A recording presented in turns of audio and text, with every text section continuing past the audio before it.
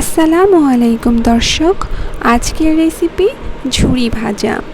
যদিও বা অঞ্চল ভেদে এটি বিভিন্ন নামে পরিচিত, কোথাও মুরালি, কোথাও গজা, কোথাও আঙুলি, আবার কোথাও খুরমা, কিন্তু এটি বানানোর পদ্ধতি ও টেস্ট একই রকম।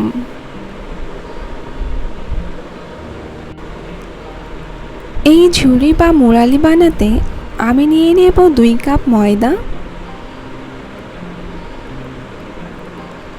এতে দিয়ে দেব 1 চা চামচ খাবার লবণ,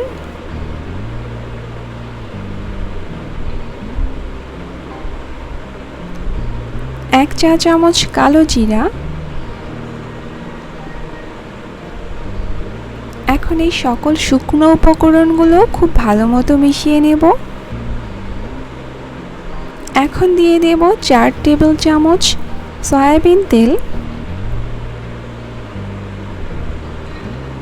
এই তেল দিয়ে খুব ভালো মতো ময়দা ময়ান করে নেব।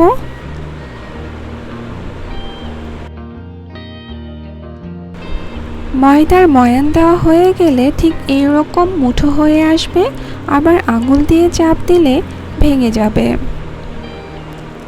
ময়ান দেওয়া হয়ে গেলে আমি অল্প অল্প করে পানি অ্যাড করব এবং একটি শক্ত ডো তৈরি করে নেব।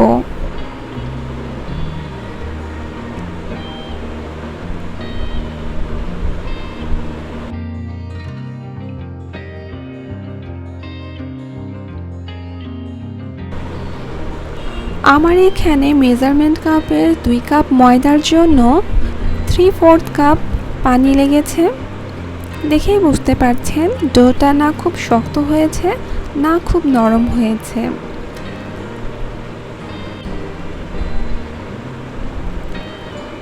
ময়দার ডোটা রেডি হয়ে গিয়েছে।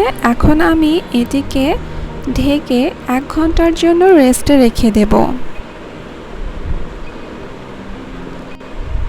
1 ঘন্টা রেস্টে রাখার পর দেখতেই পাচ্ছেন ময়দার ডোটা অনেকটা নরম হয়েছে।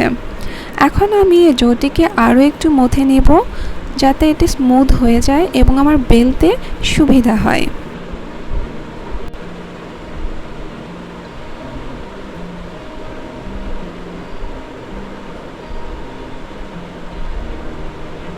এখন আমি এই ডো থেকে একটি লেচি নিয়ে ঝুরি বানিয়ে নেব। এর জন্য প্রথমে আমি লেচিটাকে বেলে একটা মোটা রুটি করে নেব।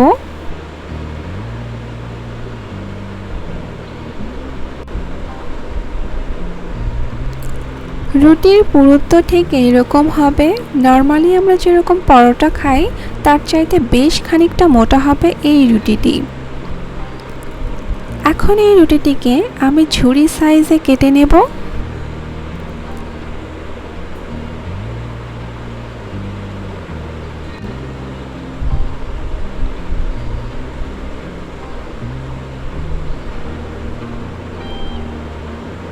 দেখেই বুঝতে পারছেন দর্শক ঝুরি সাইজ ও পুরুত্ব কীরকম হবে। আমি সবগুলো ঝুরি এইভাবেই বানিয়ে নেব। এখন আমি ঝুরিগুলো ভেজে নেব। এ পর্যায়ে আমি কড়াইয়ে পর্যাপ্ত তেল নিয়ে চুলা অন করে তেলটিকে ভালো মতো গরম করে নিয়েছি এবং ঝুরি দেওয়ার আগে আমি চুলার জাল মিডিয়াম টু লো করে রেখেছি এবং এই পর্যায়ে আমি ঝুরিগুলো দিয়ে দিচ্ছি।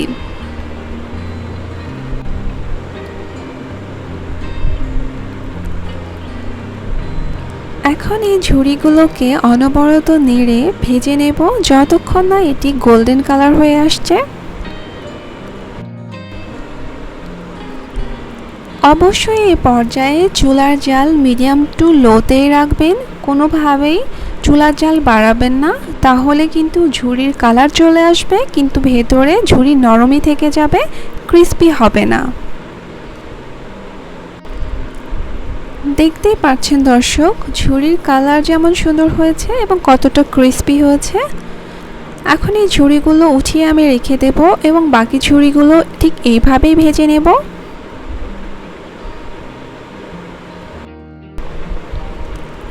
এখন আমি শিরা বানিয়ে নেব। যেহেতু আজকে আমি গুড়ের ঝুড়ি বানাচ্ছি, সেজন্য আমি নিয়ে নিয়েছি 1 কাপ গুড়। এতে আমি দিয়ে দিলাম 1/4 কাপ পানি, 2 টেবিল চামচ আদার রস। এখন এই সম্পূর্ণ উপকরণগুলো খুব ভালো মতো মিশিয়ে নেব।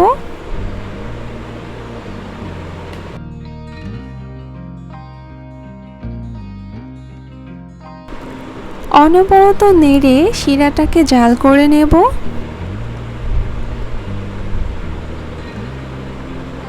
যখন দেখব শিরাটা ঠিক এরকম একতারযুক্ত হয়েছে, তখন এতে দিয়ে দেব বানিয়ে রাখা ঝুড়িগুলো।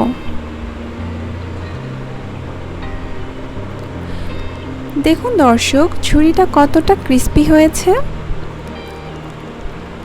এখন এই ঝুড়িগুলো খুব ভালো মতো শিরার সাথে মিশিয়ে নেব।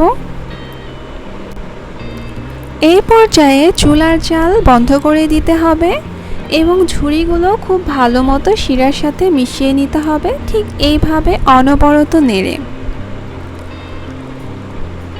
যখন দেখবেন এরকম ঝুড়ির গায়ে শিরাগুলো লেগে গিয়েছে, তখন ঝুড়িগুলোকে ঠান্ডা হওয়ার জন্য রেখে দিতে হবে।